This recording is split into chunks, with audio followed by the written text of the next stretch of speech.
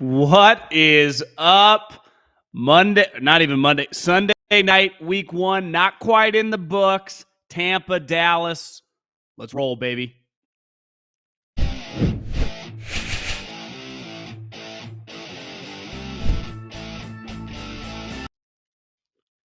What is going on, my people? John Middlekauff, 3 and Out podcast. If you're listening to this, make sure you subscribe to the podcast. If you listen on Colin's feed, the 3 and Out podcast, go subscribe. If you're watching this on YouTube, subscribe to the Volume YouTube page. You can also find the 3 and Out podcast below in the description. We have a big show coming up for you, and we'll have shows all week. We'll have tonight, Sunday night show. We will have one that comes out on Tuesday. We'll have another one that comes out on Friday. A lot of football content coming, a lot going on. Pretty, very entertaining week one. And let's dive right in to what we just witnessed. And I want to start with an apology. One, a lot of people thought I was insane for taking the Carolina Panthers to win the division. I don't feel as good about that. Now, I wanted to be a little different. Even though, they almost won today, I owe Tom Brady an apology. Now, I owe a lot of other apologies we're going to get into later on the show, but I'm going to start with Tom. And I think one thing that people that are really talented at whatever they do can do very well is compartmentalize. And clearly Tom Brady, it's not even arguable. I'm not trying to guess what's going on. It's been well reported. Giselle, the family issues, him disappearing. It was weird. Like, we've all been watching football. If you're 30 years old, you've been watching football for 20 years. If you're 40 years old, you've been watching football for 30 years. We all could say, like, that's a little weird for the guy leaving, especially when you factor in who it is. If Antonio Brown leaves for a week, we're like, whatever, guy's a whack job, right? It wouldn't even be that weird. Tom Brady, you're like, this doesn't add up. And then he comes back and he says it. And my take was, things are getting really weird with Tampa Bay, right? They're losing a bunch of offensive linemen with injuries, but most importantly, it's him. The franchise was a clown show. 12 straight years, they didn't make the playoffs. Tom Brady comes, they win the Super Bowl. Then the following year, they host a playoff game in the second round, which obviously they lost to the Rams. But he's the reason this franchise is having success. They've had good players. They have good players now. You put Tom Brady with the franchise, they're big time. Now, what I underestimated, that Tom Brady has handled Deflategate, Spygate, a million things, Orchids of Asia with his owner. A lot of weird things have happened in New England over the years, right? A lot. Yet he's never been fazed. But those were always football things. So it's easy for him to kind of drown out the noise and stay focused on the task at hand. it's a little bit different. Like, we're all human beings. We all have friends and family that have had bad breakups or have had divorces, and we've seen the impact. Now, maybe this guy is just a cyborg and a robot, because let's face it, like, CEOs on Wall Street get divorced. NFL head coaches get divorced. Bill Belichick got a divorce. No one knew about it until he started dating Cougar Linda. And there are certain people that are able to just stay laser focused, however that's humanly possible. I know that's something I'm not great at. I get easily distracted. I'm someone that if things are going on in my life that aren't well on one side, it affects the other side. Maybe Tom's just a robot, because I'm watching that game today going, he's got a million injuries to his offensive line. Hell, early in the game, his starting left tackle gets hurt. I go, no way. He looks, and we've been saying over and over, I've never argued that Tom was going to fall off a cliff like Drew Brees, like Ben Roethlisberger, or like Phillip Rivers, or hell, Eli Manning. His arm is not going. He is throwing balls now at 45 years old that look better than balls that he threw at 25. It's incredible. Like, it's not really argue about TB12. It works. What they say tonight, he calls Julio Jones, get on TB12. Look at Julio Jones. Julio Jones looks like it's 2016 and he's playing with Kyle Shanahan as offensive coordinator. I mean, TB12, my mom bought me the book actually for Christmas. I use it in my condo in the Bay Area just as like just a book sitting there on a shelf to look good. I've never actually read it, but maybe I should, because everyone that uses it, whether it's the avocado ice cream, whether it's the pliability stretches, that shit works. It clearly works with Tom, but I didn't underestimate Tom's arm. We've all been watching Tom long enough. His arm is unfazed. I underestimated his just robotic nature of being completely unfazed by anything going on at home. And honestly, I'm jealous how he's able to have that laser focus, because that's something that we all aspire to have. Whatever we do, to just, when we do our tasks, at work or professionally, just to be locked in and laser focused. And this guy has 7 Super Bowls, and this guy is one of the most accomplished, not just athletes, but human beings we've ever seen in his field because of that laser focus. And we've talked about it forever. We've given him a lot of credit. And for the first time, I shorted it. I'm like, this is going to get him this time. And based on one game, zero impact. Now, you could argue the opponent, which we'll dive into in a second, might not exactly be a worthy foe. Dallas might suck. But I'm sorry, Tom. I'm sorry, Tampa Bay. If I could redo my pick to who's going to win the NFC South, I think I would take Tampa Bay now. Though I'm not totally writing off the Carolina Panthers. I still believe that they will be feisty and still have a chance to compete for a wild card, especially because the NFC doesn't look that great. But if the defense is going to be that good and Tom's going to play like that, now we'll see. Does the offensive line eventually catch it? You can only lose so many offensive linemen, or maybe Tom, and it doesn't matter. Now the Dallas Cowboys. Like, let's face it, the only reaction you can have after that game is they stink. That is an embarrassing performance. Now, we all knew, and they mentioned on the broadcast, the first question Mike McCarthy got during training camp was about his job status. It was, Mike, do you think you're going to be able to keep your job? Mike, did you worry about being fired? So that is the elephant in the room. It's one of the biggest talking points in the NFL this season. It's like, is Mike McCarthy going to last? Is Mike McCarthy going to make the season? People are like, well, Jerry's pretty loyal. Jerry doesn't usually fire coach in the middle of the season, which I tend to agree, but this is a little different. Mike's not really like Jason Garrett was one of his guys. Mike was kind of this hired gun that pretended he watched all these games, and he had the Cowboys broken down, and then he laughed about it at his introductory press conference that he actually didn't watch all the games. And then we're watching Mike McCarthy, and we don't really know what he does. He doesn't call the offensive plays. He obviously has nothing to do with the defense. And you just go, you have to think he's in trouble. And I've said from a talent standpoint, just from a roster construction, they lost a lot. So anytime that you lose a lot of players who are really good and were a big reason that you were a 12, or I'm pretty sure they went 12-5 last year, 12-5 win team, hosted a playoff game, Amari Cooper was a big deal for Dak Prescott. Like, Amari Cooper was really good for them. Hell, Cedric Wilson, who was on their team last year, was pretty damn good too. Randy Gregory had a pretty big impact as a pass rusher. Like, you can only lose so many players. Then you factor in Lyle Collins is gone. Tyron Smith gets hurt. Now you're implementing a brand new starting left tackle who's a rookie, who, if anything, was going to need some work. Like, they got a lot of moving parts right now, and it doesn't exactly feel like McCarthy's Belichick, Parcells, or Walsh in their primes. So I would say, first and foremost, their head coach, who was a major question mark coming into the season, who I think we've been questioning now for a couple of years, you have to go, now that he doesn't really have a loaded gun, like he did last year, how is he going to overcome this? How is he going to get this team to the playoffs? And then you factor in, let's start with Dak Prescott before he hurt his finger. Because as of recording this, I don't know. Did he break his finger? Is he out for a period of time? Was it just a scare? I don't know. As of recording this, I have no clue. Here's what I do know, though. Before he got injured, he was terrible. You can be like, well, it wasn't all. Yeah, we understand. It's never all someone's fault. But when it was on Dak Prescott to make a play, when guys were getting blocked and guys were open, he was bad. Now, people think that I'm some Dak Prescott hater. I'm not. I just think at $40 million, little overvalued, not really feeling the price point for the talent. Though I've always valued the human being. I think he's a super high-level guy. Root for the human being. But I will say this, that if he's going to play like that and their team is not as good, they have no shot. It's a little bit like the Green Bay Packers years ago when they've had some, undermanned teams. Well, Aaron Rodgers is so good, he could rise above it. That is not Dak Prescott. He is not that guy. Remember, what's the meme? You're not that guy, pal? Well, he's not that guy, pal. And he's just not good enough to put themselves in a position where they are going to, win games in the sense of he needs surgery. Just got a text. So let me update this now. Dak Prescott will be out a while, according to Jerry Jones. He needs surgery. Let's start with that. That kind of represents the Cowboys right there. The guy that's breaking the news is literally the owner in the locker room. Like, the whole organization is just not healthy.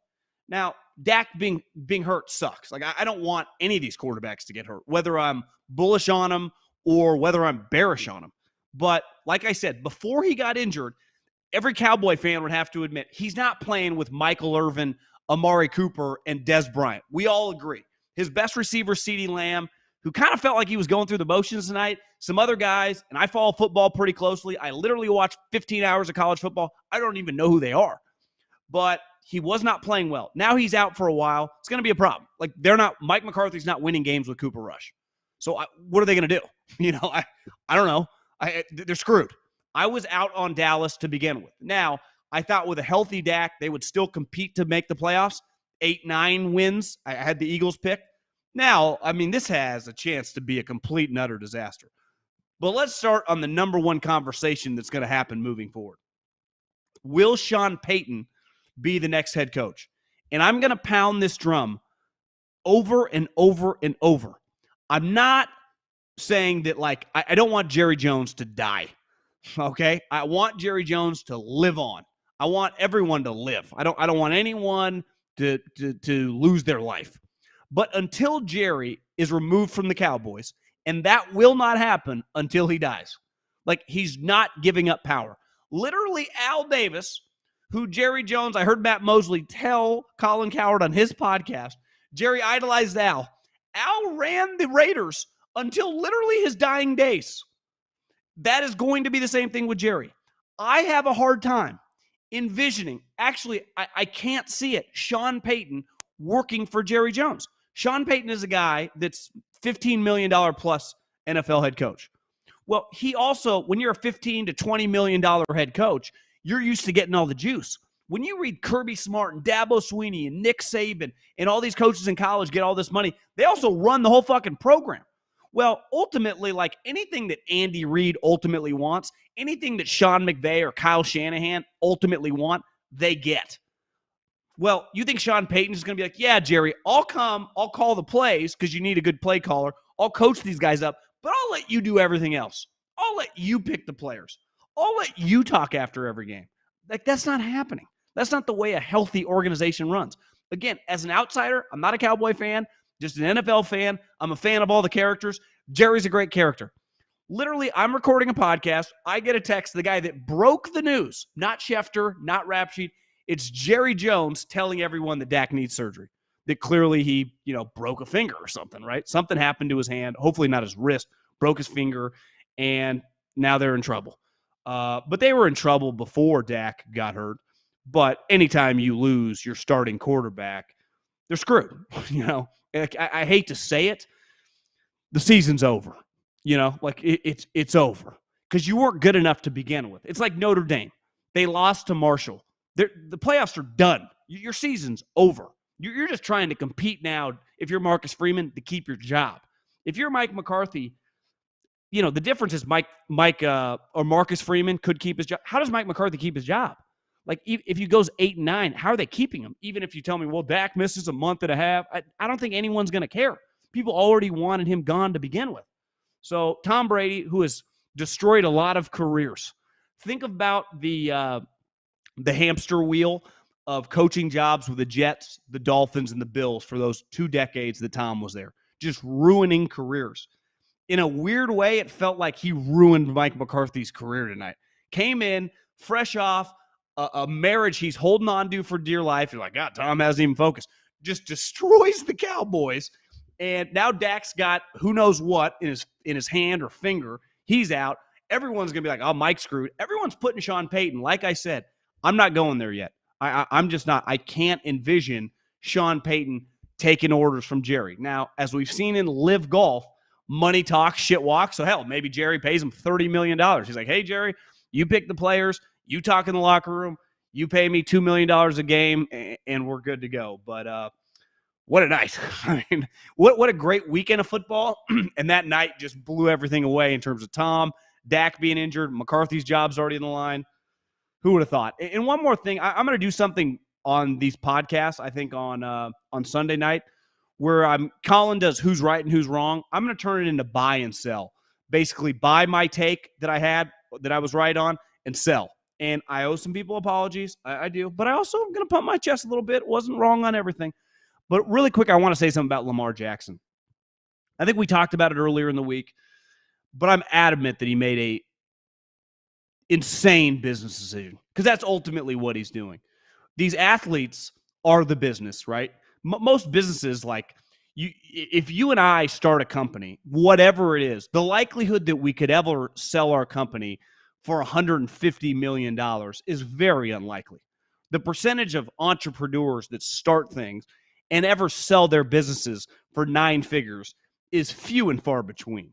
Now, the professional athletes, the percentage of these guys, the countless numbers now make over $100 million. Obviously, all the quarterbacks, some star wide receivers, NBA players, Major League Baseball players. That individual is an entity. And when he's making decisions about his contract, he has to not think about it necessarily from a football standpoint if he's on a good team and having success. He has to think about it from a business standpoint.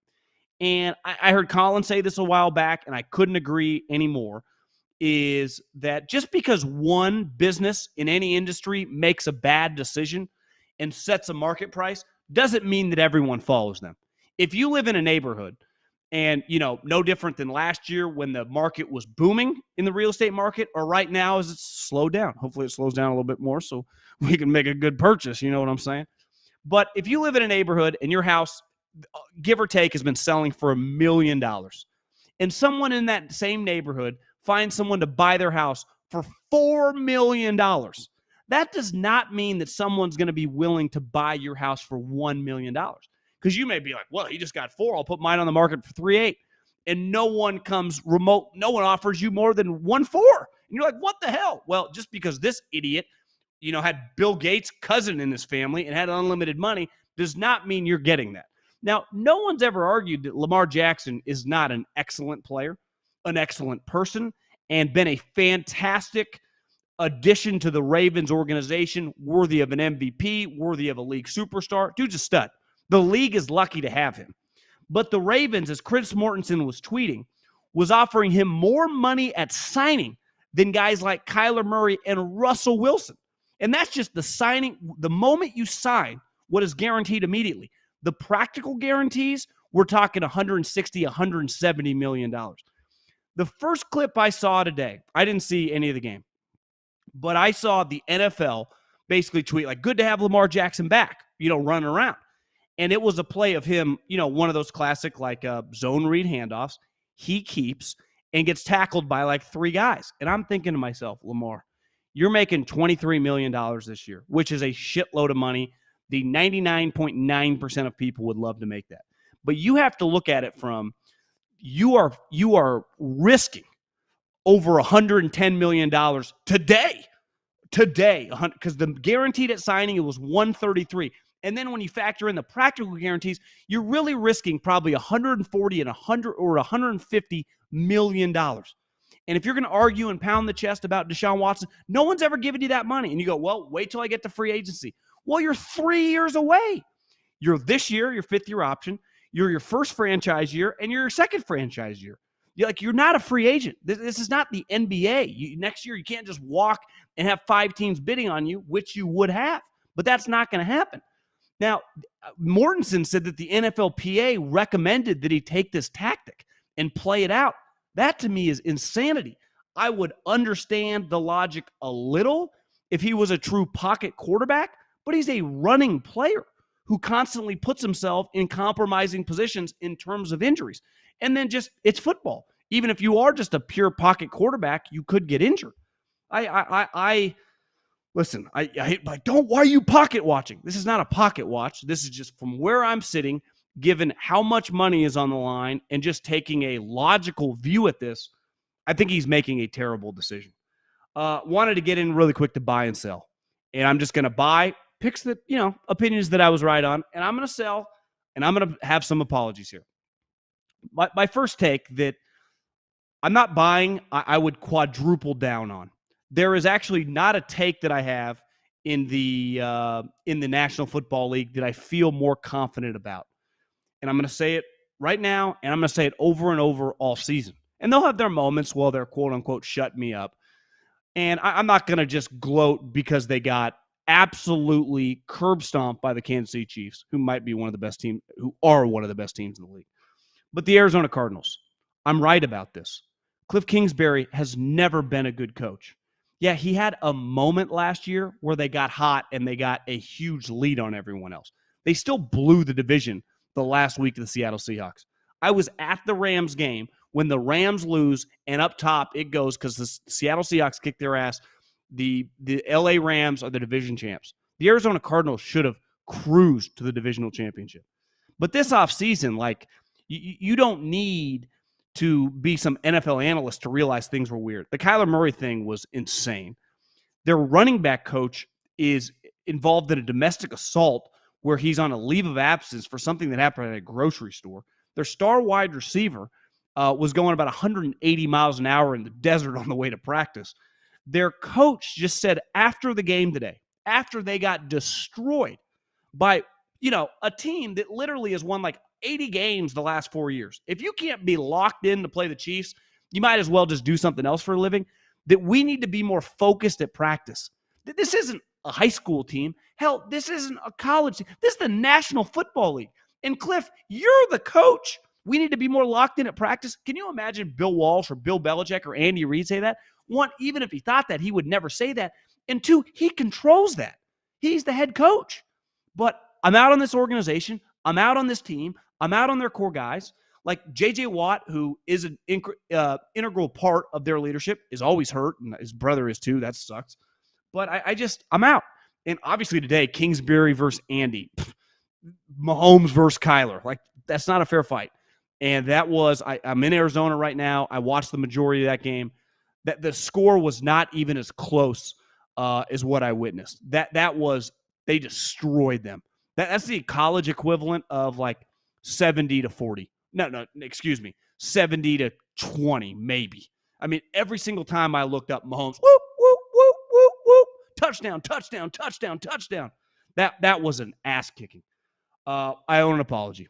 And Bears fans, you guys are a proud franchise who, haven't done that much winning. And I've been mispronouncing your coach's name. And I've said the moment he wins a football game, I will no longer say Uberflus. His name is Matt Eberflus. And he didn't just win today. He kicked Kyle Shanahan's ass. Now, ultimately, it was, I didn't see every game today. I don't think there were many games played in the weather. Today's weather game was absurd in Chicago. One, the field is terrible, and it never stopped raining. But both teams play on those surfaces. And Justin Fields made a couple just incredible plays. He made one touchdown pass to Dante Pettis where he scrambled around, threw it back on his body. It was badass. Made another play later in the game. They outscored the Niners 19 straight points in the second half. And listen, if I said all week long the Niners are going to kick their ass, and they didn't just not win, they got handled in the second half. Matt Eberflus, hat tip to you on your first victory. Now, I'm not changing my opinion on this team. I don't think the Bears are going to win that many games, but regardless, I say it all the time, black and white league. We judge you on wins and losses. He's 1-0. He beat the 49ers, where he was a huge, huge underdog for NFL standards. So props to Eberflus. Props to Justin Fields, who, he only completed 8 balls, but did have some sweet plays. And the difference right now, like today, of Justin Fields and Trey Lance is Fields made some explosive plays. I mean, Fields made some down-the-field plays, made some plays with his legs. He was electric when they really needed it. Early in the game, pretty ugly, but as the game went on, props to the Bears. 1-0. Enjoy it, because, you guys are going to lose some games. Bye. I'm going to buy, and I'm going to buy more of this. The New England Patriots are terrible. One of my takes was I wasn't sure that Bill Belichick's going to be back next year. I actually feel better about that now. And I'm not saying that Robert Kraft is going to say, Bill Belichick, you're fired. Here are your walking papers. It wouldn't happen like that. There would be some sort of mutual agreement. But it's weird. How are we even arguing this? It's weird. Their team this year feels worse than last year. They play the Miami Dolphins, who, granted, they struggle against that team, but they go down there, and he takes them down early. He goes on Tuesday because of the humidity. At one point in time, I looked up, and I think it was 20-0. And obviously, they lost 20-7. I've said over and over and over again, and so have a lot of people. I'm not alone on this. This wasn't some original thought. Literally, anyone with a brain that follows the NFL has this opinion.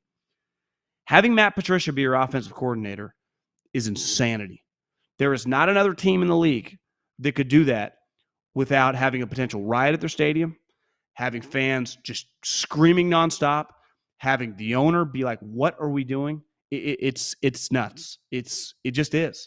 And Bill's doing it, and I think it's going to cost him. Now, even if he just would have got a credible offensive coordinator, maybe it's a difference in a couple more wins.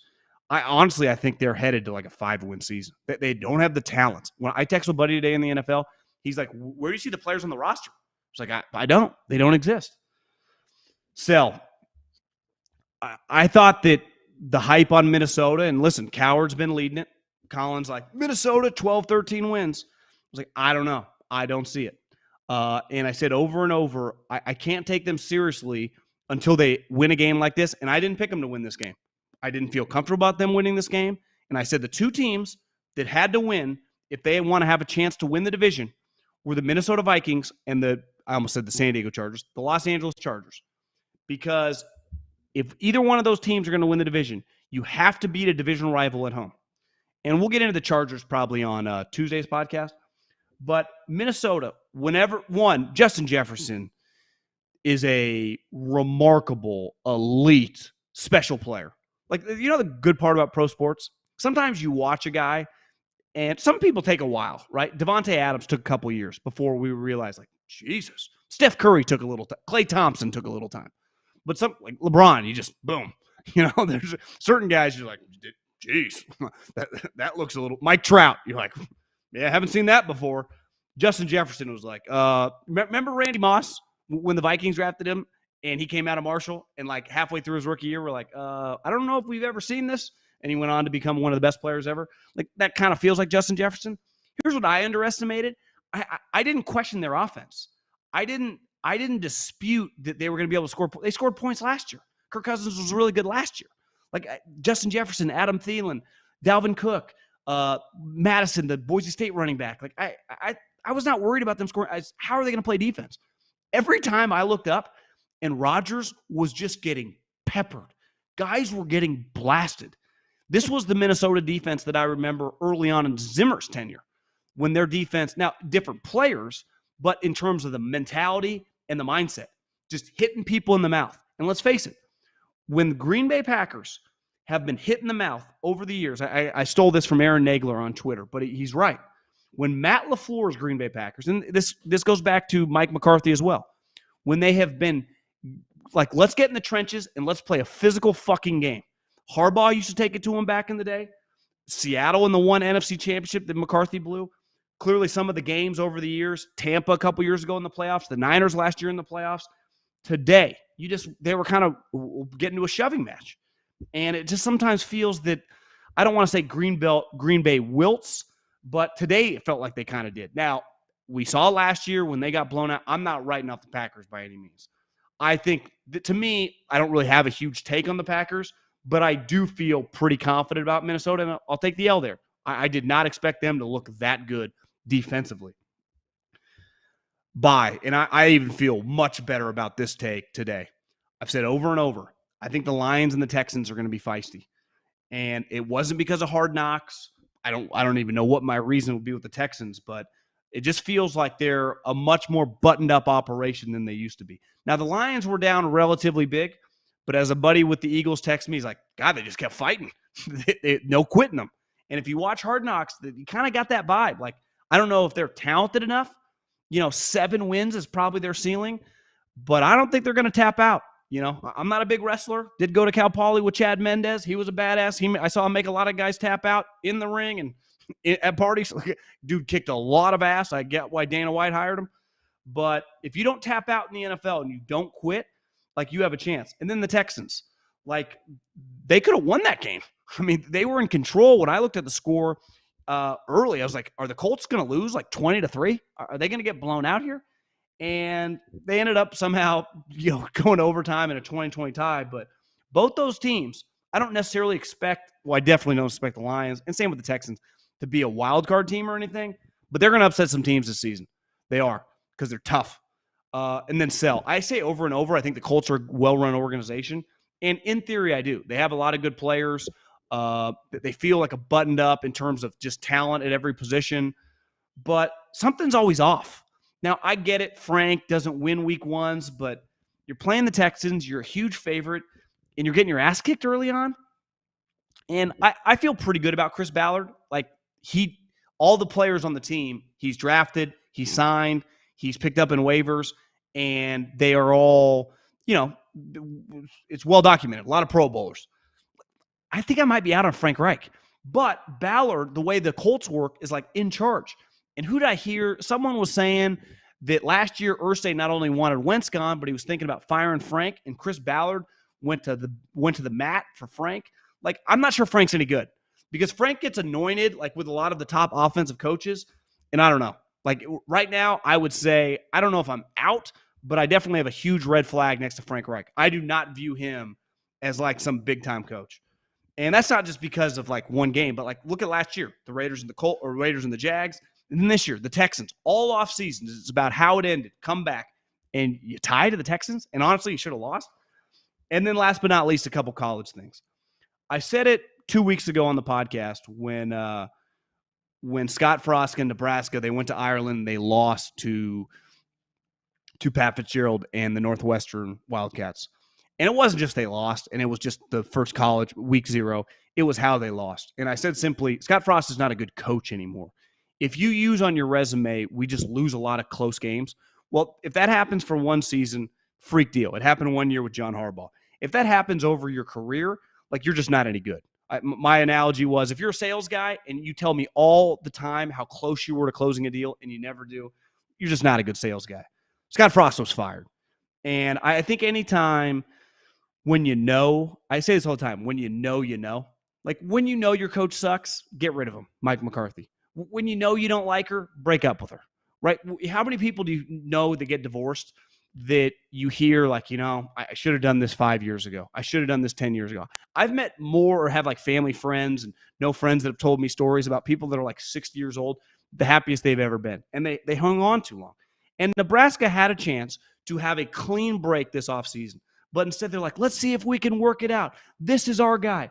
He lost to fucking Georgia Southern and Clay Helton. Think about that. Scott Frost and Nebraska lost to Clay Helton. How does that happen? I don't know. And then the one thing I think I need to sell a little bit, I'm not going to apologize to Steve Sarkisian in Texas, because the only thing where close counts is in horseshoes and hand grenades. And ultimately, the point of the game is not to cover the spread, which he did, which is his greatest accomplishment ever, but it's to win. I did say that Nick Saban and those guys would kick his ass. And I think the one thing, and I notice this a lot in college football, is with all the transfers, it disperses the talent pretty rapidly, quickly. So I do wonder, I said last week that I thought Georgia and Saban were head and shoulders above everyone.